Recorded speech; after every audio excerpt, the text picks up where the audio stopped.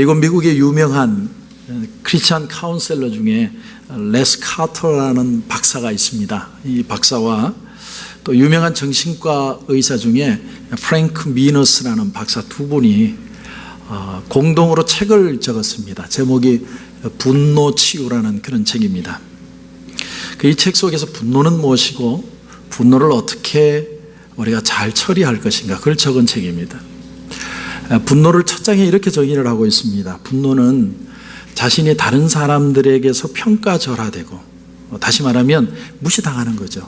그리고 가치 없는 존재라고 느껴질 때 생기는 어떤 의지, 이렇게 표현했습니다. 그러니까 내가 무시를 당하면 내가 무언가를 표현하는 게 분노라는 거죠. 근데 흔히 우리가 분노 그러면 어떻게 생각하느냐면 화가 나서 흥분해서 사고치고 막 그러는 것만 분노라고 생각하지만, 오히려 소리 지르거나 욕하지 않는데도 자기 연민 속에 깊이 빠져들어가든지 아니면 자기를 막 비판하는 그 속으로 들어가는 것도 분노라는 거죠. 그러니까 사람이 기질 따라 틀린 겁니다.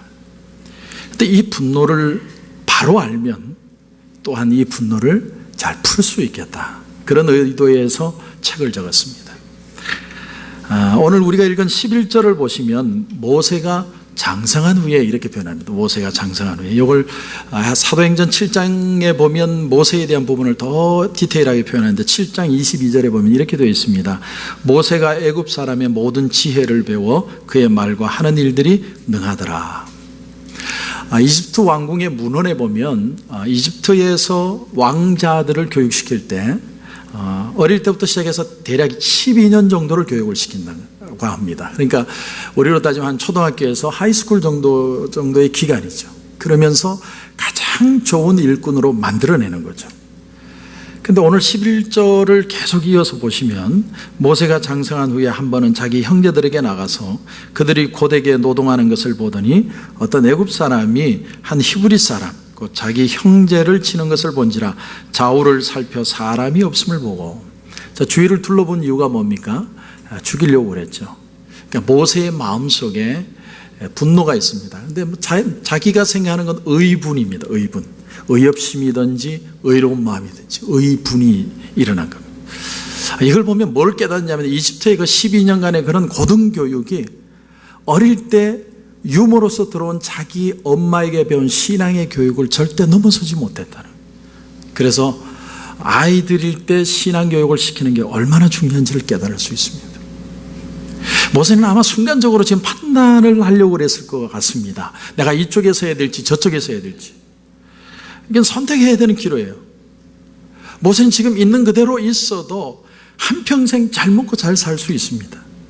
비록 내가 애굽의 바로 왕은 안 돼도 2인자로서 공주의 아들로서 내가 지위와 재산을 가지고 얼마든지 잘 살 수 있습니다. 그런데 그의 마음속에 내가 애굽의 최고의 교육을 받고 누리는 자리보다도 하나님과 내 백성을 향한 그 끌어오는 갈증보다 그것이 더 크지는 못했다는, 내 마음에 끌어오는 그 갈증이 애굽 사람을 죽이고 자기 동포를 구한 겁니다.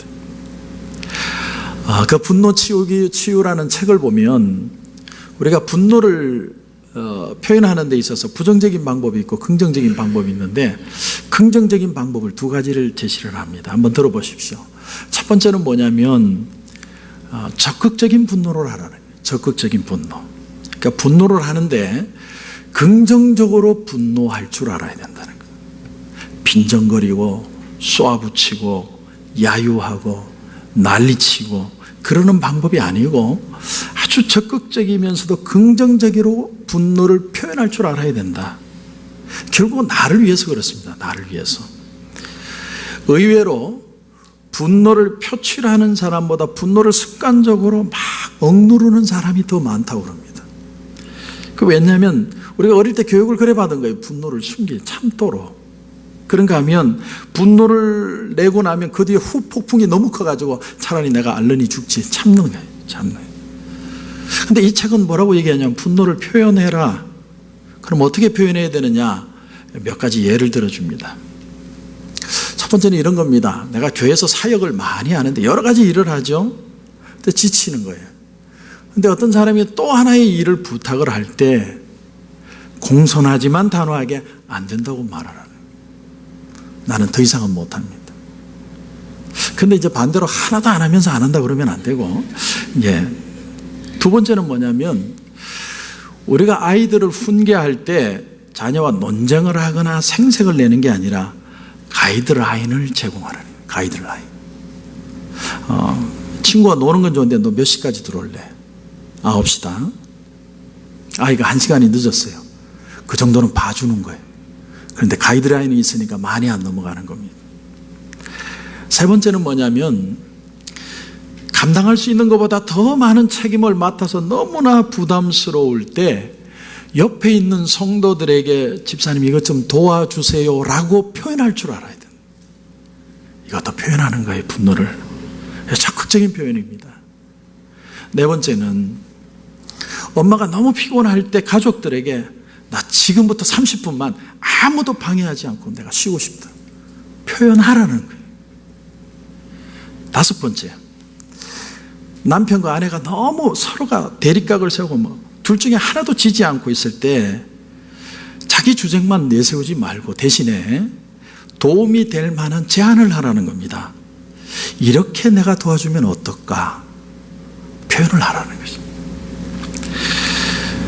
가족들 간에 막 얽히고 설켜서 너무너무 복잡한 관계 속에 있을 때 이런 표현이 필요해요. 이번에는 우리 부부만 좀 개인적인 시간을 좀 가졌으면 좋겠어요. 다음에 온 가족이 같이 모여서 시간을 가져요 라고 표현할 줄 알아야 된다.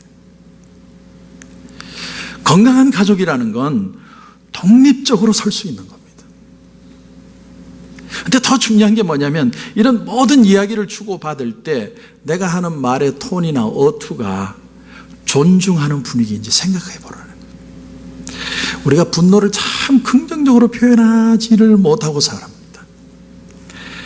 두 번째는 뭐냐면, 우리가 긍정적인 분노를 낼 수 있는 두 번째 방법은 분노를 놓아보내는 법. 분노를 놓을 줄 알아야 돼요. 어떤 때는 우리가 적극적으로 그 문제를 풀려고 막 의논을 해보는데 효과가 하나도 없을 때가 있어요.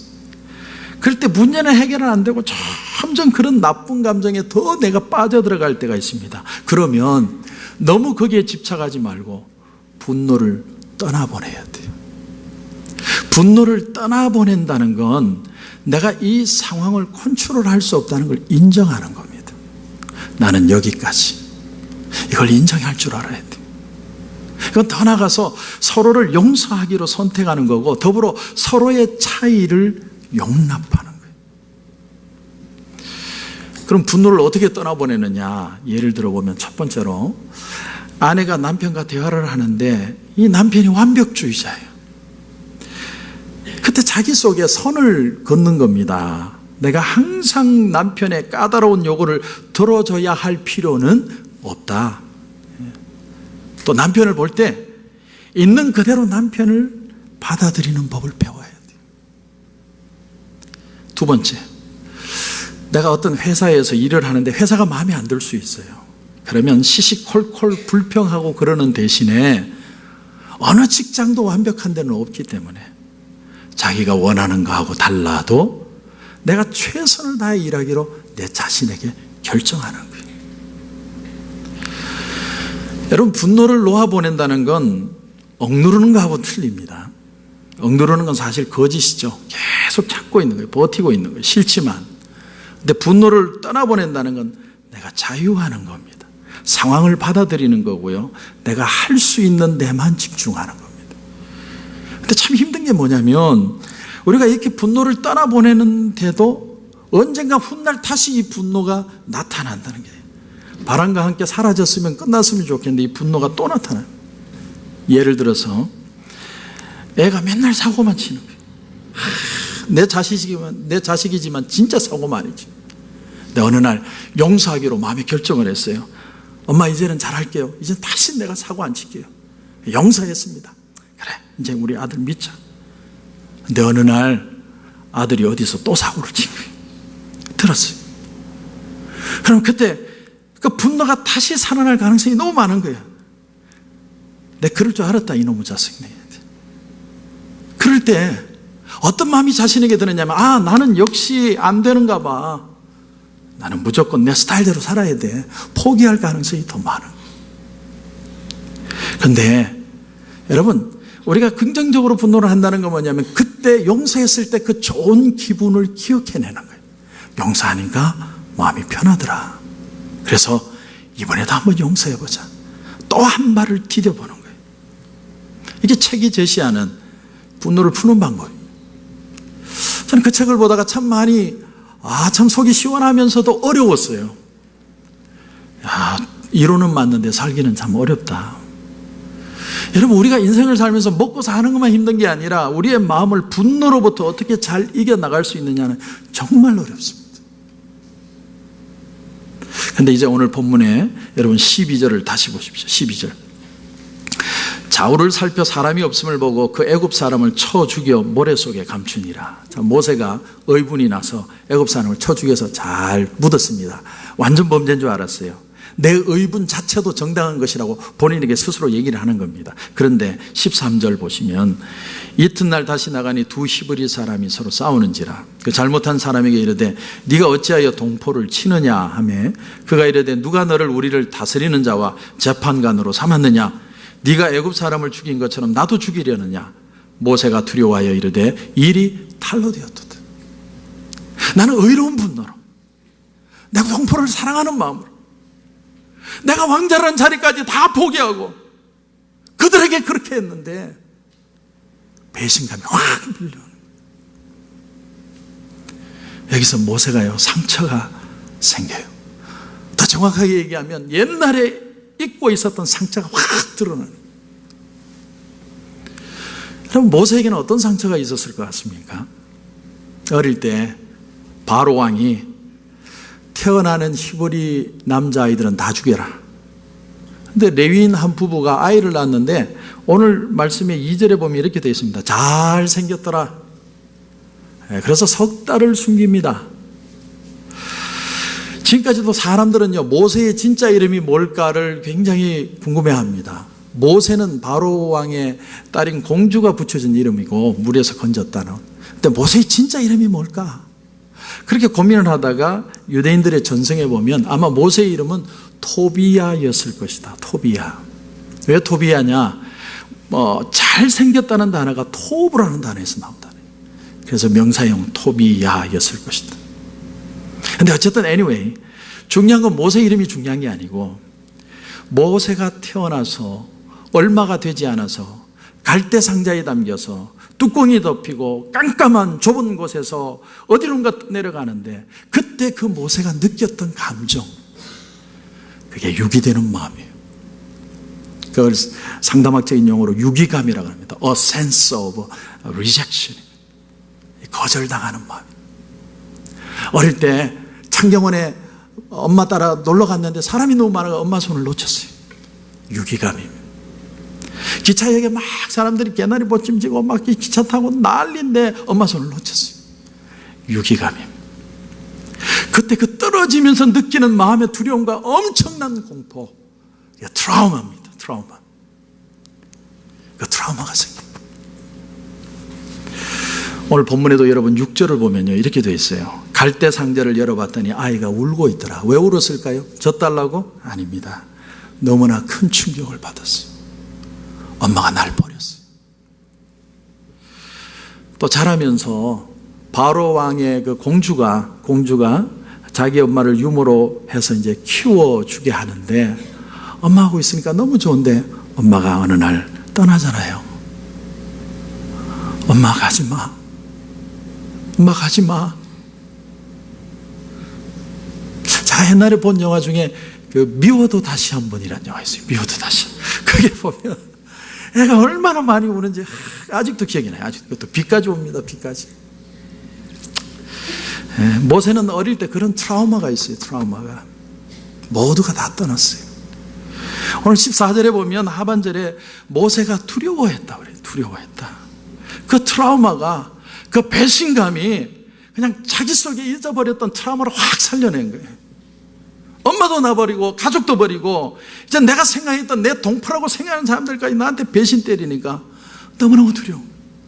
그래서 도망가는 거예요.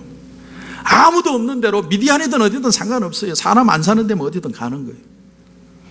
성도 여러분, 상처가 있는 사람은 문제가 생기면 도망을 가요. 뭐 장소를 떠나는 것도 있지만 그렇게 자유롭게 이동할 수 없을 때는 사람이 어디로 도망가냐면 자기 속으로 도망을 가요. 자기 속으로. 그리고 그 마음을 꼭꼭 닫습니다. 아무도 열지 못하도록. 10년, 20년, 30년. 겉으로는 맨날 웃고 다니죠. 스마일하고 할렐루야 집사님 감사합니다. 근데 내 마음은 정지됐어. 절대로 오픈 안 해요. 그래, 요즘 신조어 가운데 키덜트라는 단어가 있어요. 키덜트. 뭐냐면 몸은 어른이 되는데 생각은 애처럼 거기서 스탑돼. 근데 놀라운 사실이 뭐냐면 모세가 그렇게 해서 미디안 광야로 도망을 갔는데 하나님이 그 모세를 찾아오신 거예요. 40년 만에, 아니 더 정확히 얘기하면 하나님이 그동안 침묵하시다가 40년 만에 모세를 터치하시는 거예요. 모세야, 모세야. 그 얘기가 3장이에요. 저는 늘 하나님의 은혜가 너무 크고 놀랍고 감사한 게 뭐냐면 저도 목회를 하면서 못나서 부족해서 숨고 피하고 그럴 때 하나님이 항상 역추적하셔서 저를 찾아오세요. 내가 어쩔 수 없을 때, 내가 만든 동굴 속에 숨어버릴 때 하나님은 오늘도 나를 찾아오셔서 하시는 말이 네가 선 곳은 거룩한 곳이다. 다시 말하면 오늘 너와 내가 함께 있기 때문에 너는 가치 있는 존재다. 하나님이 그거 가르쳐 줬습니다. 저는 그런 하나님이 얼마나 감사한지 몰라요. 자, 우리 좀 넘어가서 우리 4장으로 한번 가보실까요? 4장 24절. 4장 24절부터 보시면 이렇게 되어 있습니다. 모세가 길을 가다가 숙소에 있을 때 여호와께서 그를 만나사 그를 죽이려 하신지라 십보라가 돌칼을 가져다가 그의 아들의 포피를 베어 그의 발에 갖다 대며 이르되 당신은 참으로 내게 피난편이로다 하니 여호와께서 그를 놓아주시니라. 그때 십보라가 피난편이라 하면 할례 때문이었더라. 이게 궁금해가지고 어느 성도님이 저보고 목사님 왜 십보라가 돌을 들었죠? 이유가 뭐예요?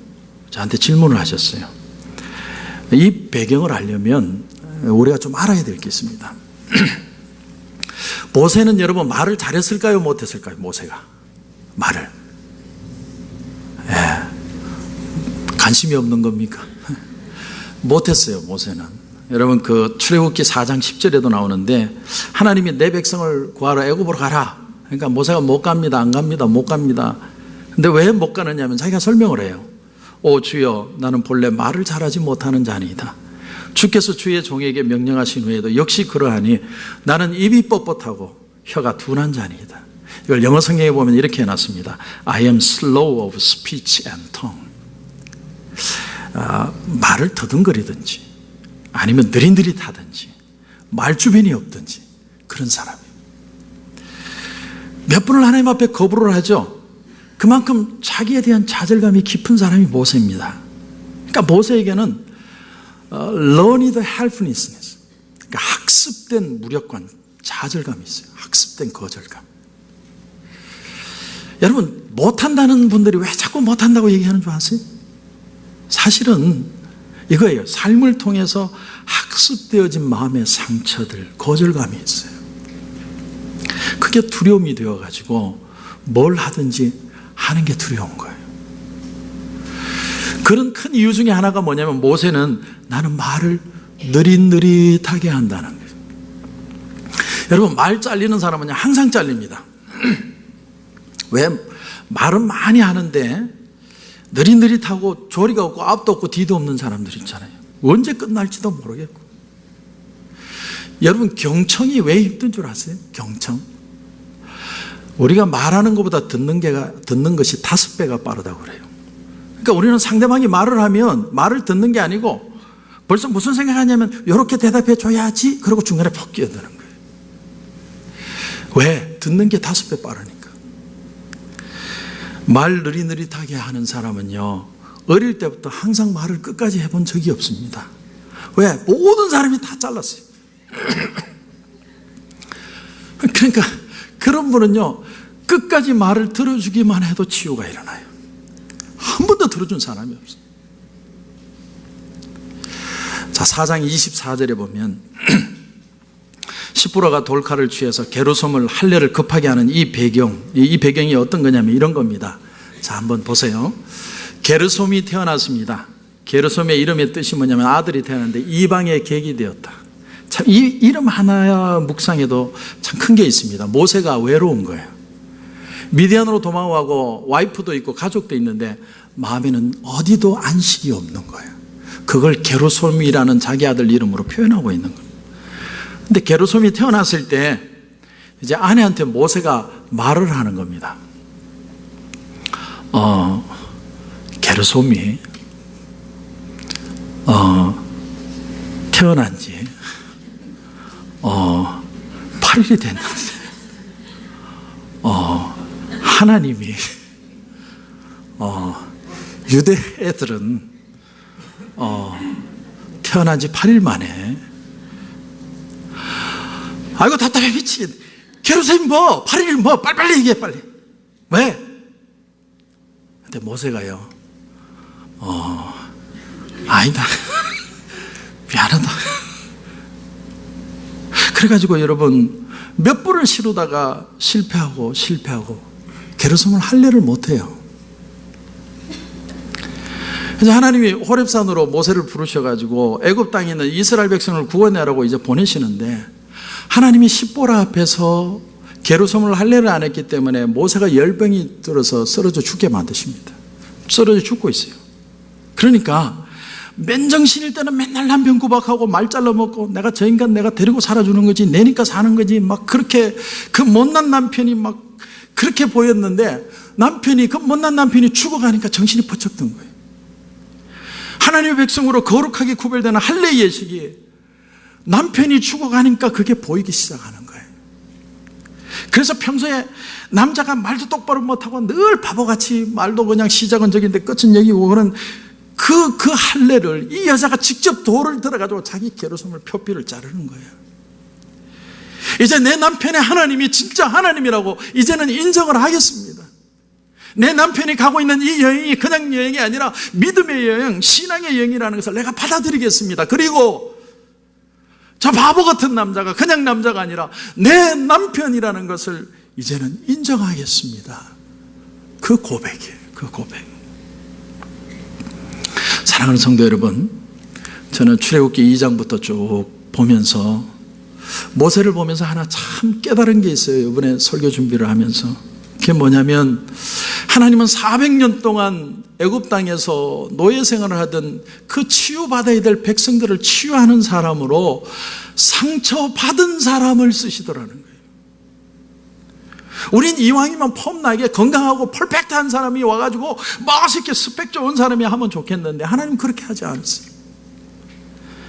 하나님은 너무도 많은 상처, 그것 때문에 학습된 무력감에 좌절감에 빠져있는 한 사람을 들어서 하나님의 땅으로 그들을 불러내시고 그를 통해서 이스라엘 백성들을 구원만 하는 게 아니라 그 자신도 이스라엘 백성도 하나님이 치유해 가시더라는 거예요. 헨리 나우엔의 상처 입은 치유자라는 책이 있습니다. 헨리 나우엔 유명한 사람이죠. 예수의 신부고 치유 목회에서는 거장으로 불리는 이름입니다. 그런데 그 책에서 헨리 나우엔이 예수님을 어떻게 표현하냐면 상처받은 치유자 이렇게 표현합니다. 예수님이 나실 때 말구이에서 나십니다. 원래 유대의 아이들이 태어나면요 랍비를 불러가지고 랍비가 노래를 불러줘요. 축복의 노래를 불러줍니다. 너 태어난 게 귀하다고. 근데 예수님은 말구이에 태어나고 축복의 노래 부를 사람이 없어서 천사가 노래 불러준 겁니다. 근데 예수님은 누울 자리가 없는 말구에. 그런가 하면 2살 아래로 다 남자애들 죽여라. 헤롯 왕의 명령으로 수많은 아이들이 죽어갈 때 아버지 요셉이 급하게 애굽으로 도망을 갈 때 애굽으로 피신을 합니다. 모세의 삶이 군데군데가 트라우마라고 하면 예수님은 시작부터가 트라우마죠. 예수님은 많은 사람들로부터 상처도 받았고요. 나중에는 그렇게 투자했던 제자들이 배신 때리고 마지막에는 하나님이 버리셨어요. 십자가에 달릴 때 그걸 유기감이라고 그러는 거예요. 아버지야 아버지 어찌하여 나를 버리셨나이까. 아버지도 버리신 거예요. 거기서 살이 찢겨지고 죽으신 게 십자가예요. 예수님의 생애는 우리 인간식으로 얘기하면 상처로 시작해서 상처로 끝나셨어요. 이 세상에 상처로 따져서 예수님만큼 상처받은 사람이 없습니다. 그런데 그렇게 상처받으신 예수님이 죽으시고 부활하신 후에는 오히려 찾아오셔서 하시는 말씀이 내니 두려워 말아라. 평안해라. 오히려 치유자로 회복자로 예수님이 부활하신 모습으로 우리 가운데 나타나 주셨다는 거예요.